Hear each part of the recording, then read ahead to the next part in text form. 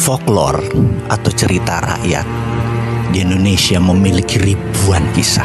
Dan folklore atau cerita rakyat itu sangat penting. Di dunia mungkin dikenal cerita Romeo and Juliet di Eropa. Di Indonesia ada Ande-Ande Lumut. Mereka mempunyai cerita apapun. Kita punya cerita yang lebih seru dan lebih indah. Bahkan cerita rakyat folklore di Kepulauan Nias yang menceritakan begitu ada gempa langsung naik ke gunung. Setelah ratusan tahun dari mulut ke mulut cerita itu diceritakan. Hal inilah yang menyelamatkan waktu peristiwa tsunami di Aceh. Banyak korban sampai 200.000 warga Aceh. Tapi di Nias tidak terlalu banyak karena mereka sudah tahu cerita dari mulut ke mulut. Itulah folklore. Dan salah satu cerita rakyat yang selalu didengungkan oleh mbah-mbah nenek-nenek saya dulu ketika lagi tidur adalah cerita perintah Sunan Bonang untuk melaksanakan yang namanya sebuah titah, sebuah perintah yang namanya apati geni, perintah mematikan api. Sunan Bonang tahu budaya api adalah dekat dengan budaya metal, di mana membuat keris, membuat peralatan metal, semua menggunakan geni atau api atau dahono.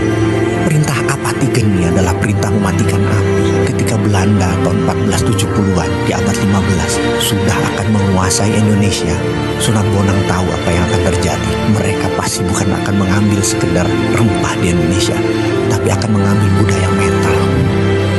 Dan langsung diperintahkan perintah apati geni tersebut. Dan sejak saat itu sudah 400 tahun lebih budaya metal di Indonesia masuk ke dalam permukaan tanah. Dan salah satu peristiwa yang saat ini selalu didengungkan oleh mbah dan eyang adalah suatu hari nanti perintah tinitah sumuruping geni, perintah menyalakan api akan dilaksanakan segera. Dan ketahuilah para sahabat, kayaknya waktu itu adalah sekarang.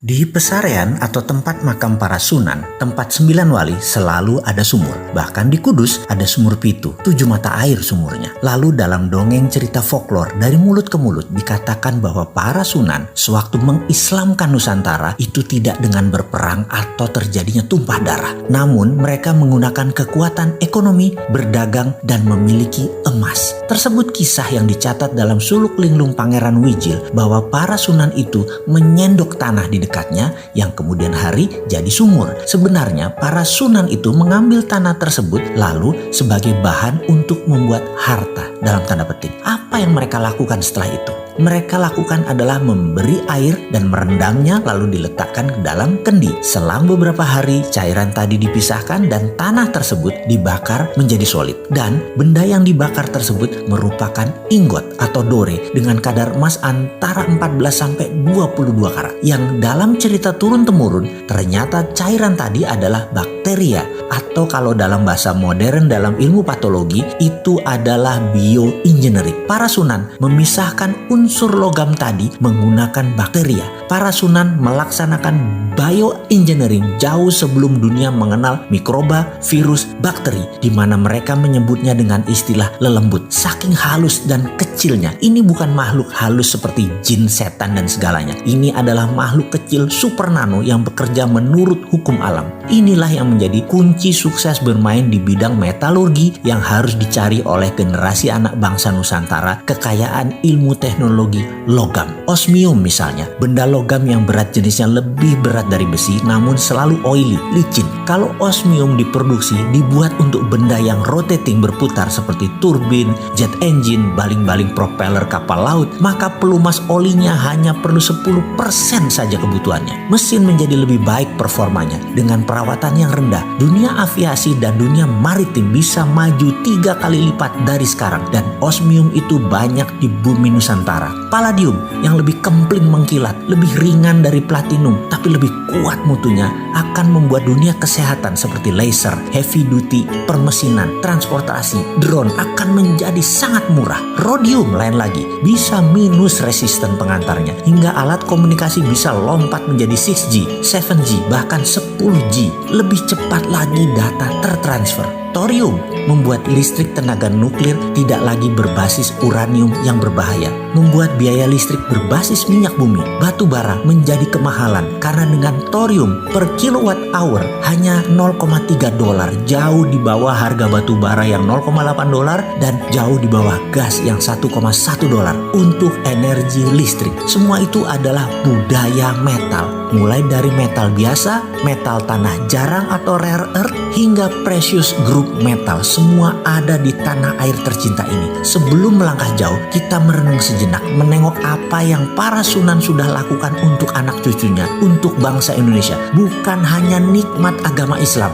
namun budaya luhur, budaya logam dia wariskan untuk kita. Untuk menjadi yang terdepan, warisan beliau-beliau tersebut harus kita pertahankan. Inilah strategi SWF, Sovereign Wealth Fund, berbasis natural resources capital yang selalu didengungkan oleh si bosman yang sok keminter ini. Menggunakan kekuatan kedaulatan sovereign natural resources untuk menjadi alat tawar kepada negara lain. Bukan menjadi pengemis minta-minta pinjaman seakan-akan kita ini miskin. Sekali lagi, sejarah sudah mengingatkan, wahai pejabat, rajin-rajinlah baca sejarah dan menengok kekuatan bangsa sendiri. Semua tersedia, semua tinggal dipakai. Masih nggak ngerti juga ya SWF ilmunya para Sunan ini ya? Ngobrol dong kita.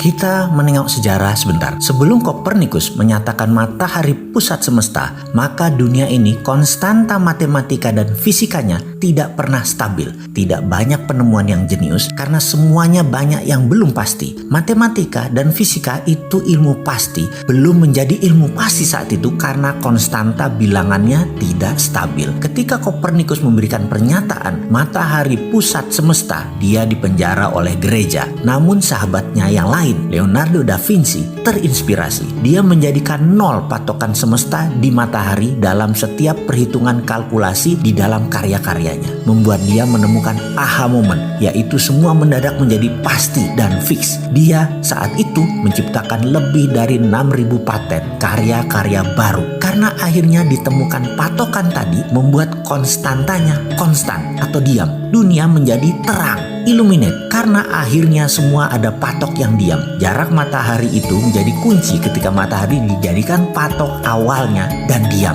Sejak saat itu teori gravitasi Newton, Principia of Mathematica tercipta. Satuan jarak, satuan waktu, satuan panas, gravitasi mendadak menjadi terukur. Semua free thinker menjadi bergairah. Dunia teknologi permesinan berkembang dengan cepat sejak saat itu hingga puncaknya adalah revolusi industri di Eropa. Eropa mengalami zaman keemasan manusia kedua sejak zaman keemasan pertama periode Socrates, Plato yang penuh dengan kedamaian dan karya tinggi umat manusia. Di Timur Tengah berbarengan dengan itu juga kemajuan ilmu tadi membawa Islam juga dalam zaman keemasannya karena teknologi dan pendidikan. Revolusi industri Eropa tadi akhirnya melahirkan penjajahan atas negara yang belum berteknologi namun kaya sumber daya alamnya. Atas nama kemakmuran negara industri itulah penjajahan terjadi. Lalu ada sebuah wilayah yang makmur yang menjadi incaran negara teknologi itu di abad pertengahan. Wilayah itu mataharinya tercurah 95% dalam 1 tahun. Sumber airnya banyak dan memiliki pegunungan vulkanik dan tektonik yang panjang